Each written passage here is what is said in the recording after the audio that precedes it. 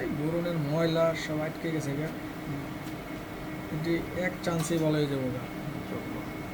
এই জন্য এত দূরে আবার। এই যে ময়লা, এই যে তিলটা ভালো দেখে না, এই মেশিনের মাথা লাগাইলে তিল মিল নাই, বুঝছেন?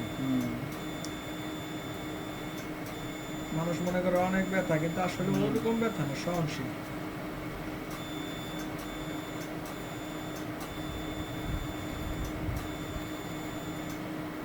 তিল চলে যাবে, কোনো দাগ থাকবে না। সমান হয়ে যাবো না? হ্যাঁ, একবারে সমান করে দিব ভাই। আমার হেল্পারও যদি করে তাও মনে করেন যে আপনার দাগ থাকবো না, কারণ এই মেশিনগুলো হলো দামি। আর আমি করি তো 12 বছর ধরে অভিজ্ঞতা, অভিজ্ঞতা আছে না। এই ময়লাগুলা লেজার দিলাম, বার হয়ে গেল, আর ঠিক হয়ে যাবে। এই যে ঠোঁটের কোনো একটা তিল, এটা ভালো হয়ে যাবে।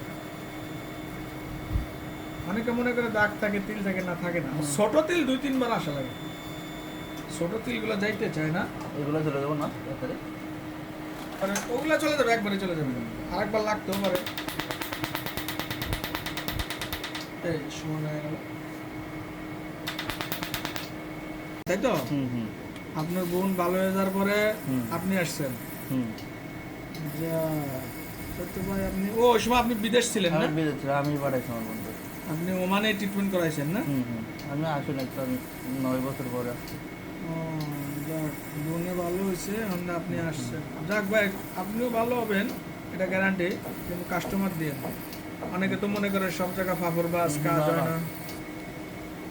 আবার মনে করেন যে আমরা তো আরেকজন আছে, বুঝছেন, এমন আছে আমি ওনার সাথে আবার আসতে পারি।